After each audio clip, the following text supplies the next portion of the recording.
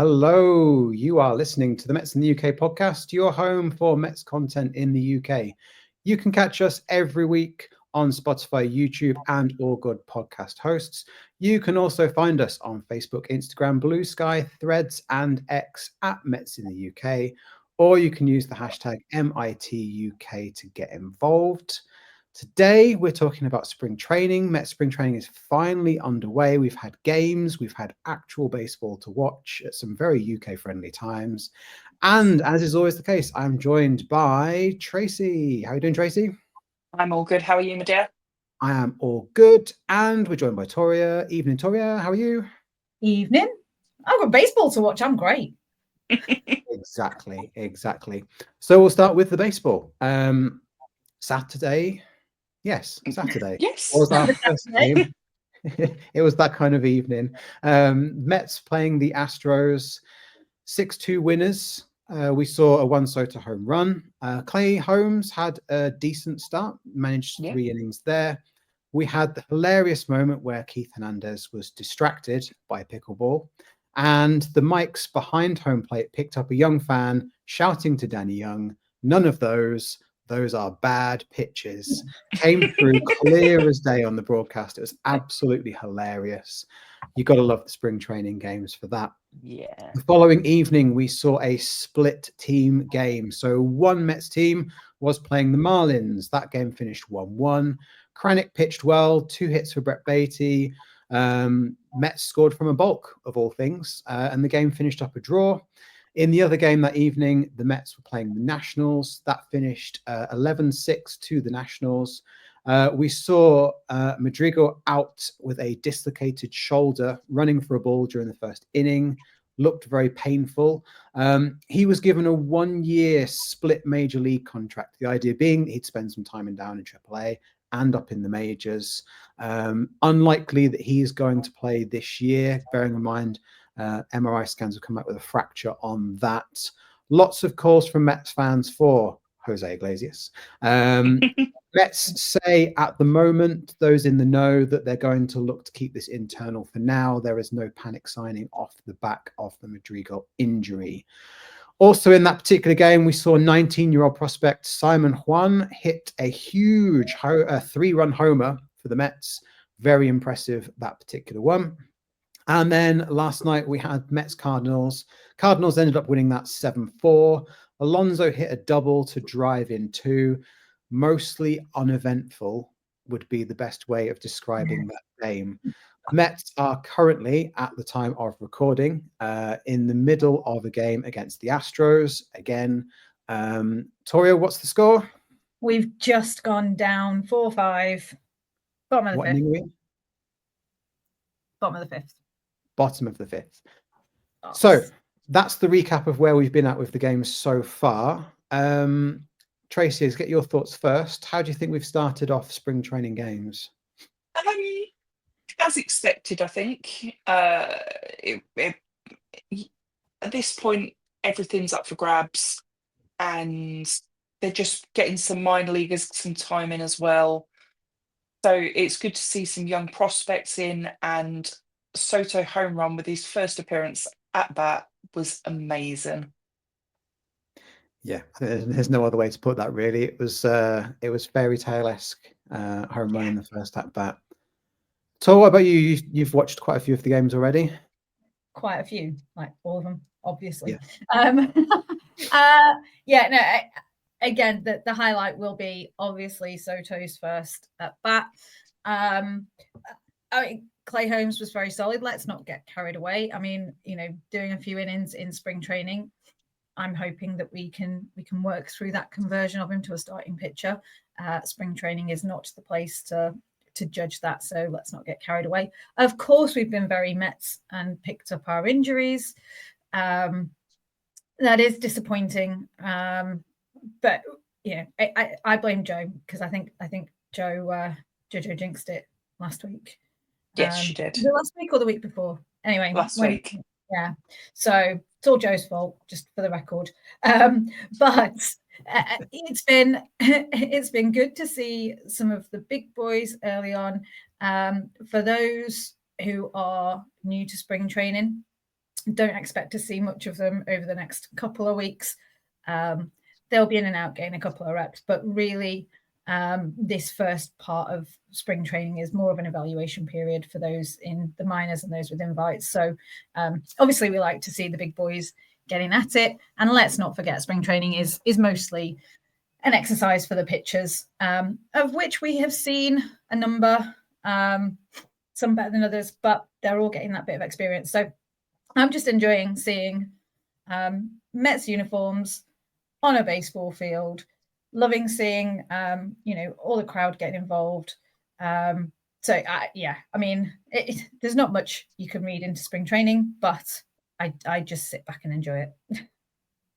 Yeah, absolutely. And I think what you touched on there, this is a time for players to try out new things. We've seen in the last couple of games, Francisco Alvarez is trying a new batting stance out. He's much more upright than he has been previously. It'll be interesting to see how long that lasts for. Does he go back to his slouch that we've seen in previous years?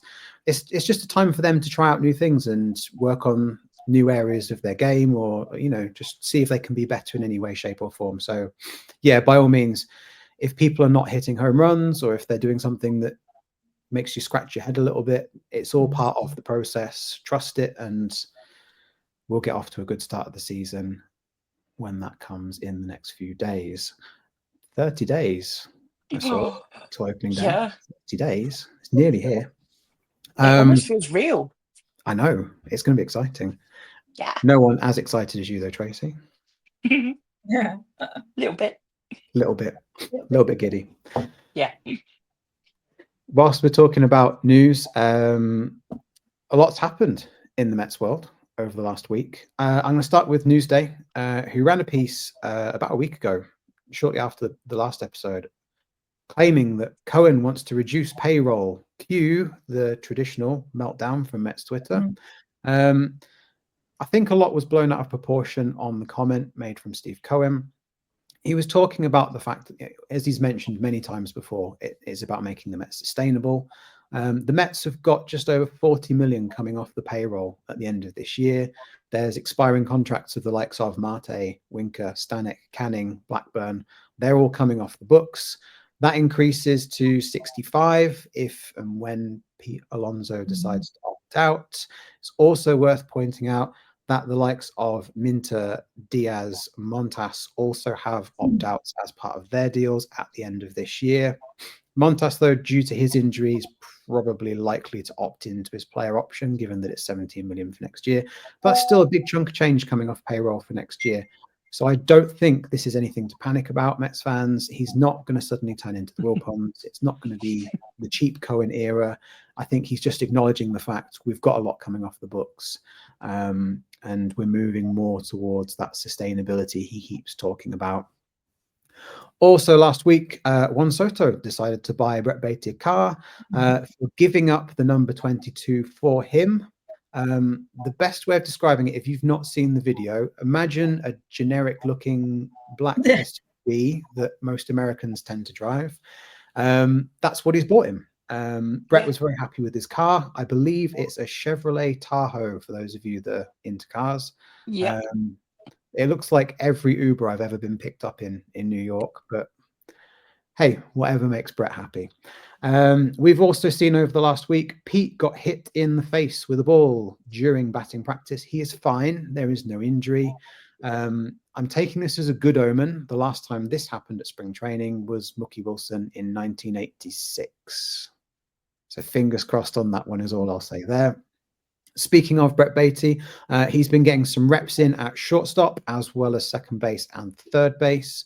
I think with the Madrigal injury that we spoke about before, it's likely that we're going to see him be the utility infielder in the Jose Iglesias type role this year. Vientos looks a lock for third. Obviously, second is covered with McNeil. We all know Lindor's our shortstop. So I think it's likely that he's going to be that sort of transitional player, which is probably why we're not seeing any deal for Iglesias at the time of recording. I'm going to say at the time of recording because they're going to do it, aren't they? They are going to make the signing after we press stop. Also, quite one of the loveliest stories from spring training. Tyrone Taylor and Pete Alonso found a loaf of bread in their lockers. Turns out Rinstanek's wife loves to bake and has been giving them out to teammates. Alonso's response was, "I love you." So clearly the bread is going down well in the locker room. We did talk about injuries. Sadly, we have had news that Bryce Montes de Oca needs another Tommy John surgery. He's had one previously just before he was looking like he was going to come up to the majors. This puts him out for all of 2025. And whilst some pitchers have come back from double Tommy John before, it's not looking good for Bryce. So fingers crossed for him on that one. Wishing you a speedy recovery there. The Mets have made a signing. The Mets have signed outfielder Alexandra, I'm going to say Canario. There's probably a better way of saying it. 24. We signed him from the Cubs for our good friend. Cash considerations has gone the other way. Remains to be seen what the Mets are going to do with this. Is this another prospect for AAA? Is this more depth? Is he going to be flipped as part of a package on a trade deal? We just don't know. But it's a very interesting one to watch on that front. And we've also seen some of the Mets legends making return to camp. Sean Manaea has been spotted working with Johan Santana on a new pitch grip during spring training. This is particularly interesting because Santana was apparently Manaea's favorite player growing up. So it must be nice for Sean to have that moment. And literally just today, we have seen Beltran doing his thing around camp, helping people out there. Sean Manaea has picked up an injury with an oblique strain, which I will get back to once I've got your thoughts, ladies. We're going to stick a pin in that one. But it's never a dull week with the Mets. That's a lot of things that have happened in the last week. What are your thoughts, Toria? I'll start with you. Yeah, I think I'm not going to dwell on the spending side of things and the salary cap. I think we keep saying it right, sensible and sustainable. I am fully behind that. I think it's the right thing to be doing. I don't think that ever counts us out of making any deal whatsoever. I just think that they're going to do it in a considered way. So all good for me on that front. I'm not in the dummies out of the pram camp on that. As for the signing of Canario, I think that he's one to watch. Got potential, so that will be, like you said, there's a number of things that we could do with him.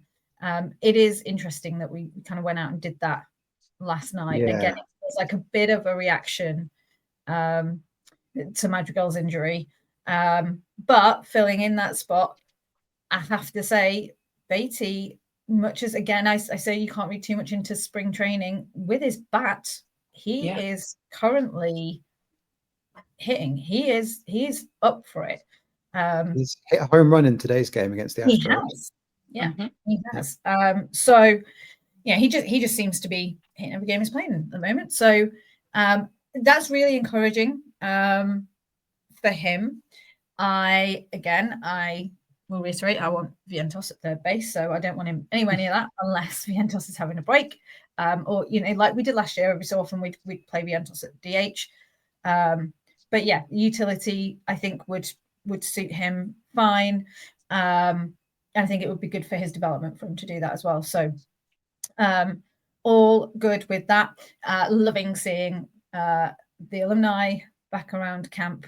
And Tracey and I were talking about this a little bit earlier. The difference this time that I've noticed is that there's not been like massive fanfare about it all.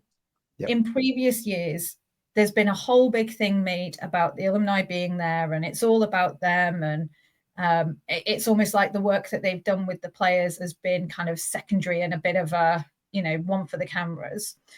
Whereas this time it's been the opposite. It seems that they've been there, they've been doing their thing, and then they've been doing a bit of media and, speaking with the fans and that kind of thing. But it seems like it's just being done in a much quieter fashion. And I kind of like that.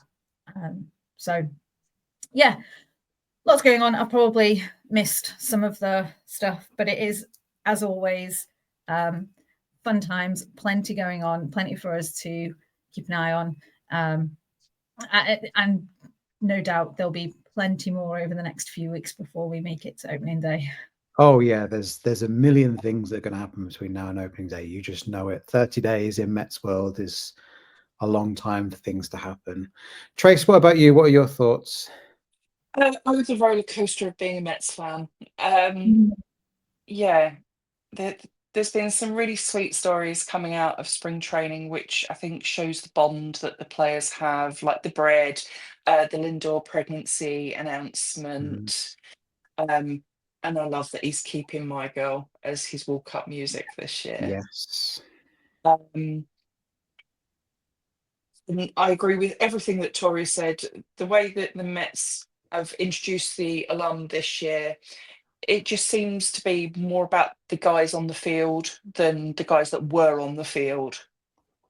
And they're there doing a job and not promoting their next book, their training courses, and whatever else. They're there to improve the players on the field, which is what it should be about. Yeah.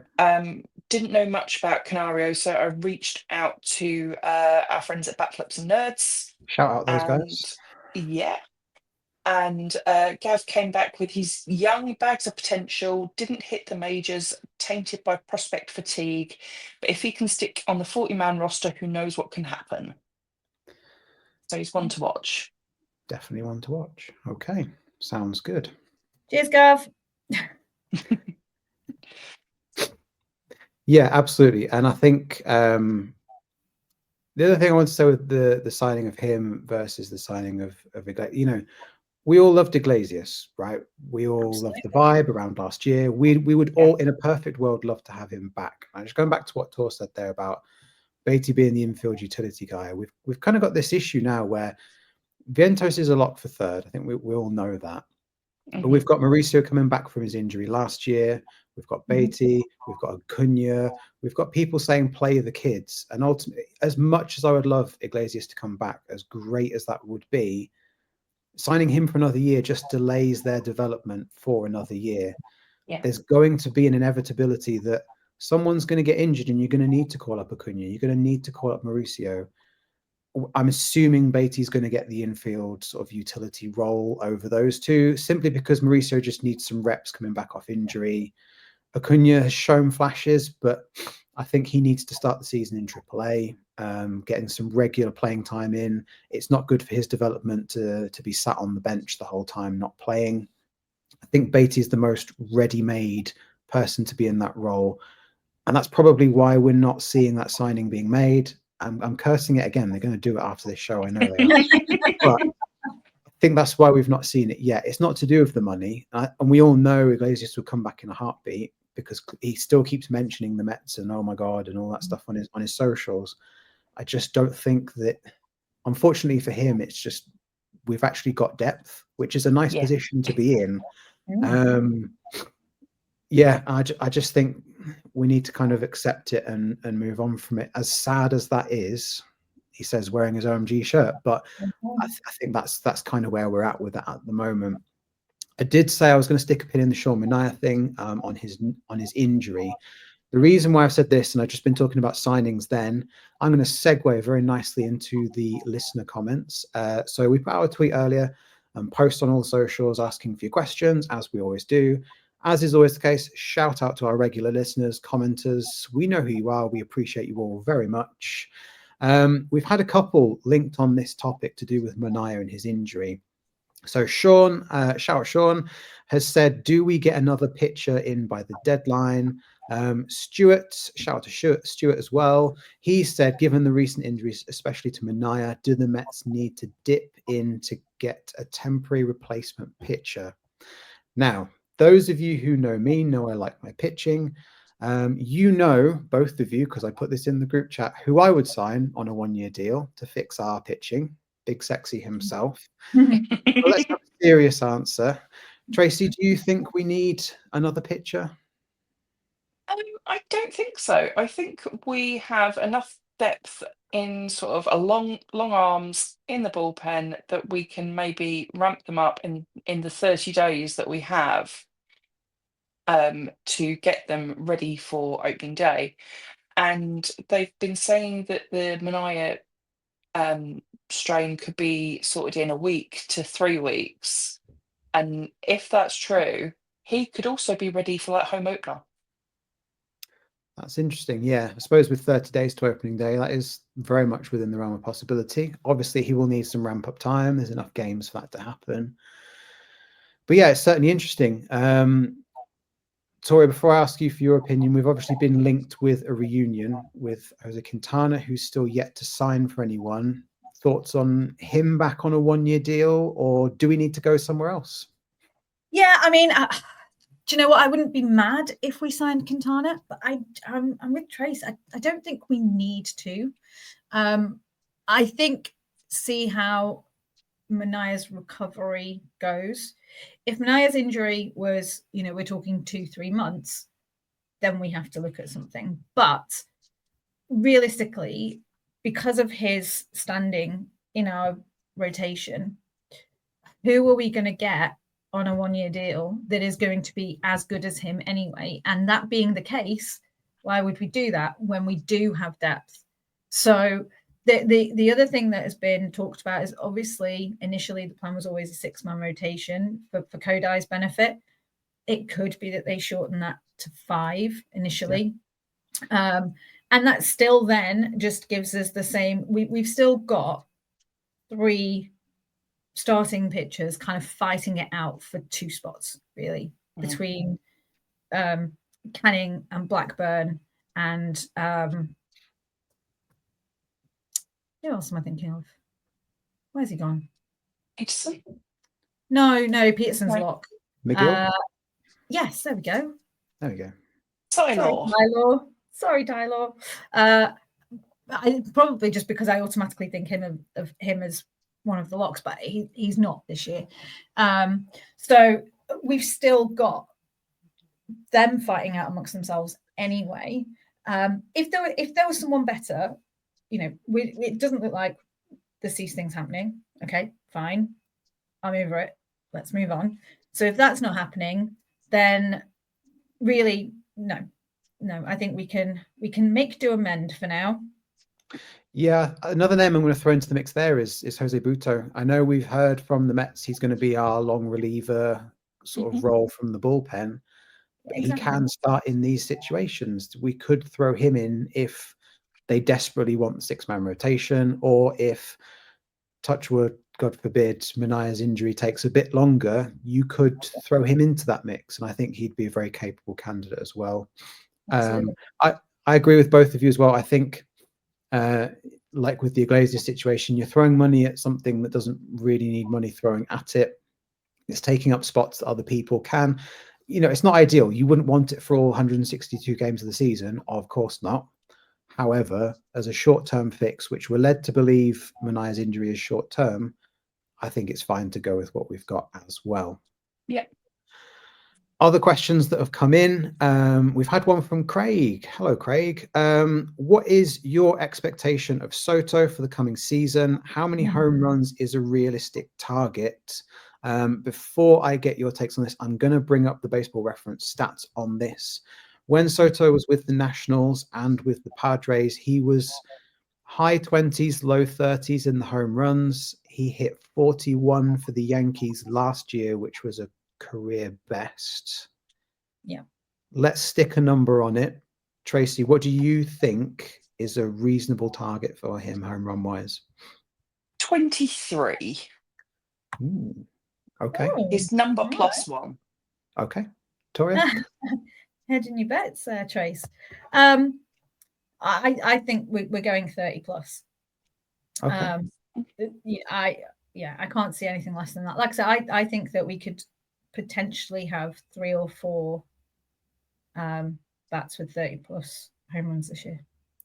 Yeah, I agree. I think 30 is a reasonable ask of him. I think 35 if you really want to push him to get some value out of that deal.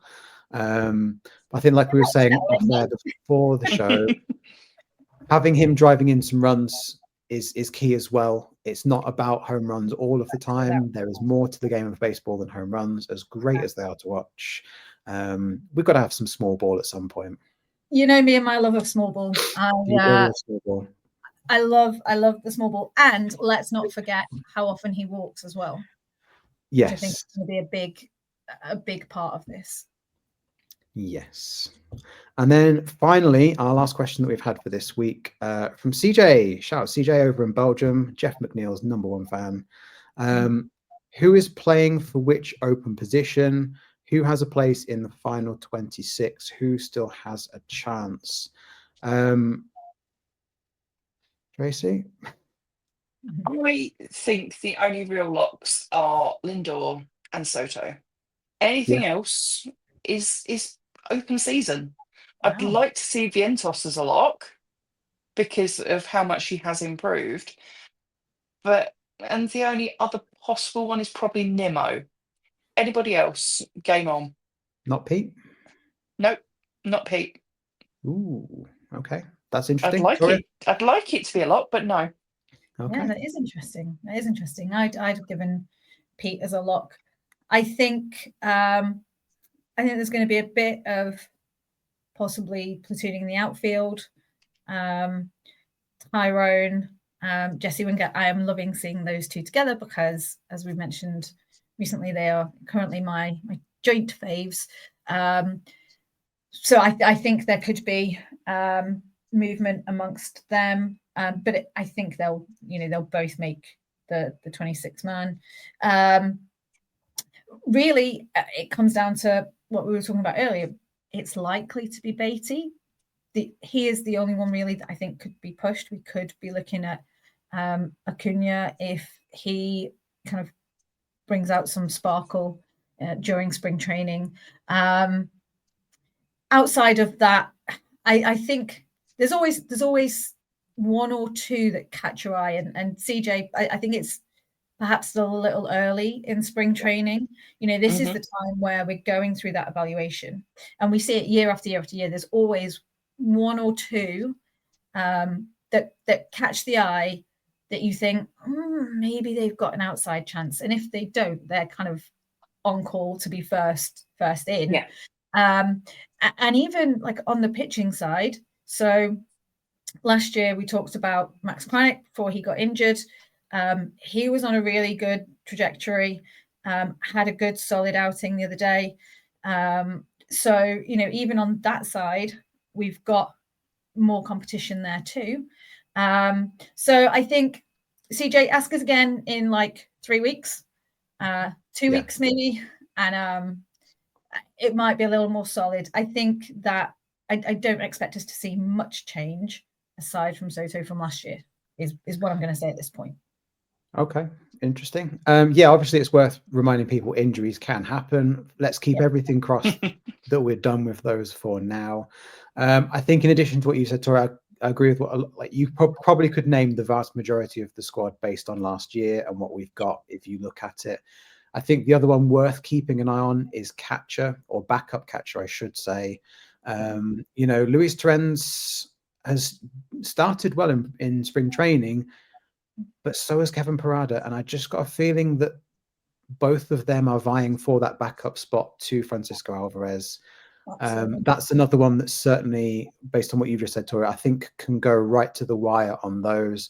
I think Torrens will probably edge it out on an experience level, but it's going to be very close between those two. So the interesting thing with Torrens, I mean, obviously we know he's got his, his throwout rate is outstanding. Yeah. Especially second half of last year, he was so good, which goes in his favor. But interestingly, he was DHing today. Yeah. He's, giving his bat a bit of a whirl. So that is definitely one to watch. We talked a little bit about Parada last week. And I was saying how it is good for us to have that competition for that backup catcher, because we've not really had that previously. So, well, not for a while. So yeah, that is one to watch. Yeah. So as we near the end of the episode, the game is still going on. Score update, please, Tom. Down 7-4 in the top of the 7th. 7-4 at the top of the 7th. Yeah. We'll save you all the embarrassment of watching us do the 7th inning stretch, and we will wrap up the podcast there. all that leaves me to say, as is always the case, thank you so much for listening, all our regular listeners. We do appreciate your comments and thoughts and takes on the pod. If you've enjoyed this, like, subscribe, comment, all that good stuff, so we can reach more people across the UK, Europe, and beyond with our amazing Mets content. We will be back same time, same place next week. And as always, all that leaves me to say is thank you, Tracey. Thank you, Toria. And let's go Mets. Let's go Mets.